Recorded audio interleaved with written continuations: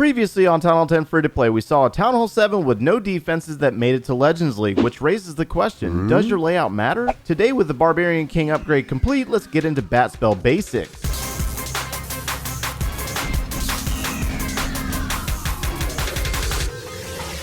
Hey, what's going on, guys? My name is Joe. Welcome back for episode 59 of the Town Hall 10 Free to Play series. This is a progression series where we have played through many struggles at Town Hall 10 to include using the Hog Riders, using the Baby Dragons, using the Miners, using the Pekkas, and today we're going to use the Bats. We haven't put the Bats into action because we haven't upgraded them until now. They're now level 3s, and they're actually a suitable level to start using at Town Hall 10. Now, Hero Grind has also been a major challenge throughout our 4-month process, and our Barbarian King is now level 40. I know for those of you that have been watching this entire time, I did swing the hammer. I robbed you of that experience, but it was just like a whammy, and then it was done and over, and I was like, oh. For those of you that don't know, that would be 15 levels completed apiece on the Barbarian King and the Archer Queen since going to Town Hall 10. We are finally done as a Town Hall 10, but until we go to Town Hall 11, and then the grind starts all over again. But let's get some Clan Wars in before we go to Town Hall 11 in the upcoming weeks. But first, let's get into the bat spells. We have not talked about the bat spells yet, and a lot of you might be looking at your spells and saying, wait, I have a level 1 bat spell. Can I use it too? And I would say absolutely not, because it does not generate enough bats to really help you as a Town Hall 10 unless you're hitting really weak bases, maybe some Town Hall 9s, lower Town Hall 10s. But here's the thing about the bats, and I'm going to state the obvious first. The spell spawns bats. I know, right? Now that we have established what the spell does, the spell itself produces a select number of spawn units. So level 1 does 7 units, the level 2 does 9 units, and the level 3 produces 11. So this is where you get into the double digits, and you can start stacking those spells and producing a lot of bats. And the reason why you want to stack them, normally about 5 to 6 spells, is because they're really not that strong. Even though a lot of players make them look incredibly OP, the bats themselves are no more than the equivalent of a Barbarian or an Archer when it comes to damage per second. They only have about 30 damage per second, and the hit points are actually 10 points lower than that with 20. So now that we understand that the bats themselves are not very strong, they don't have a lot of hit points, but the numbers is where it really matters. Let's take a look at a replay and identify their uses. What do they actually do? How are they used? And what do you need to worry about when it comes to their weaknesses? They are an aerial troop, and they target defenses first. But the thing is that you cannot drop a bunch of bat spells at the beginning of an attack and expect that they're going to go through and clear out all the defenses. It does not work that way, no matter how many free spells you bring. There's way too many wizard towers. Wizard towers are incredibly dangerous. They will destroy your bats in a matter of like one shot. The same thing applies to the multi-target Inferno Tower. So that's where you see the bats linked into these very expensive armies like the Pekka BoBat. We have 4 Pekkas and 9 bowlers as an example, with a wall wrecker that also houses bowlers. And so that's going to be the bulk of your army that's going to move into a base and eliminate those major defenses, while the bats are brought in on the back end of the base in a bat wave. I'm sure you've heard that term before, and we're going to talk about strictly the bat wave today, because the bat bomb is more for higher Town Hall levels, not necessarily Town Hall 10, because you can't bring additional spells than what you got right here. So we're going to start out with the Queen Walk. You don't necessarily have to Queen Walk, but you do need those healers for your bowlers. And so that Queen's going to eliminate a few buildings. We're going to drop the Barb King on the opposite side of the base to start clearing some exterior buildings. We're going to place a Pekka over there on the far left side with some wizards, and the rest of the Pekkas, as well as the wall wrecker and the bowlers. And so our target here is naturally clearing out the Clan Castle troops and defeating these Inferno Towers and trying to eliminate multiple wizard towers. Looks like we already got rid of one, and we're moving into the core of this base. We're going to place a rage spell to boost up the power of our troops, get rid of the Town Hall, get rid of all of these expos, and get rid of both of the Inferno Towers. Looking pretty good so far. The bowlers are going to assist with elimination of the second wizard tower and the third on the left side of the base. So it looks like we're down to exactly 1 wizard tower. Now I'm going to place all 6 of my bat spells in the upper right hand corner of the base, because we're going to move around this ring where we have defenses that line all the way down into the final wizard tower, as well as a couple of archer towers in the bottom side of the base. Now I'm going to place all 6 of those bat spells in one location, and that's going to generate about 66 bats that are going to swarm this entire area.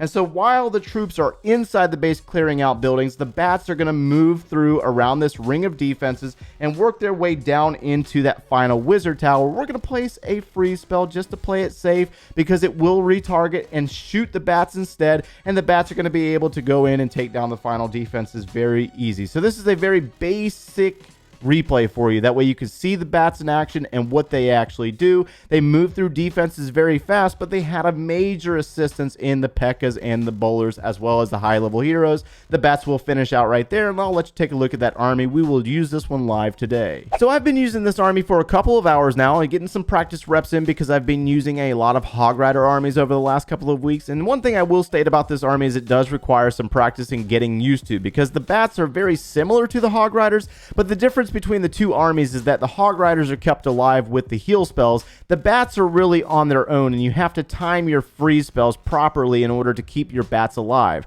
And so when I'm looking at a base, I'm trying to determine where I'm going to come in and how am I going to bring my bowlers and P.E.K.K.A.s in. I'm looking for the wizard towers, and I'm identifying where the multi-target Inferno Tower is. Single target you don't necessarily have to worry about too much, but that multi-target must go, as well as the clan castle troops. So I'm going to start down here in the bottom side, because we have, looks like all 3 of these wizard towers right here in this area, and we have 1 stray that's down here on the bottom side of the base. This is just a practice run, trying to get some repetitions in with the army, using the queen and her healers to start eliminating some buildings and setting the funnel. And we're going to drop the Barb King down on the bottom side to do the same exact thing. And we're going to tie all of our P.E.K.K.A.s and bowlers in behind the wall wrecker to move directly to the center of this base. At least that's the plan.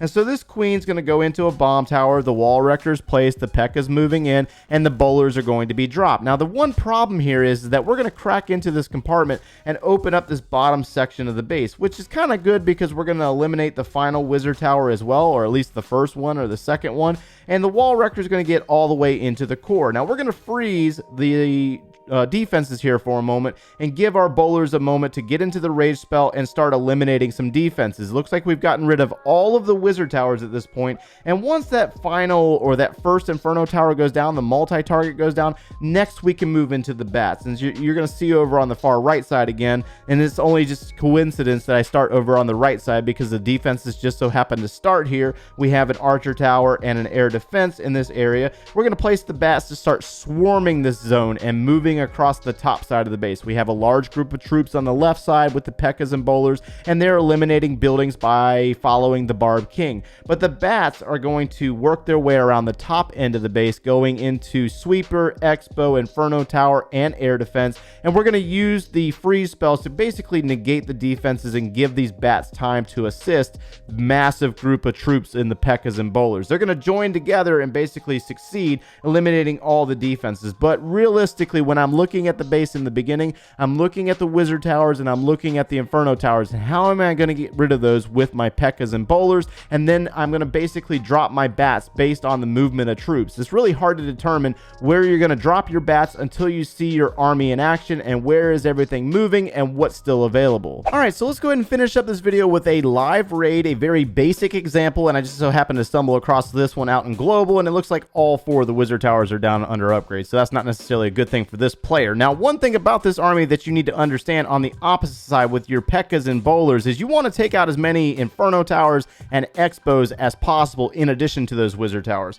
So we're going to target this bottom side of the base with our Queen Walk and our P.E.K.K.A.s and our bowlers. And we want to come up through the bottom side and get to the Town Hall with our Wall Wrecker. Let's go ahead and drop our Barb King over here. And we're saving that rage spell more for the troops that are going to be in the center of the base. That's really ideal here. We don't want to waste it on our Queen Walk. So let's go ahead and drop our Wall Wrecker. Looks like our Queen's ability might have to be used very early, unfortunately, because it looks like our troops are being targeted. Let's drop another P.E.K.K.A. there. Let's get our bowlers down.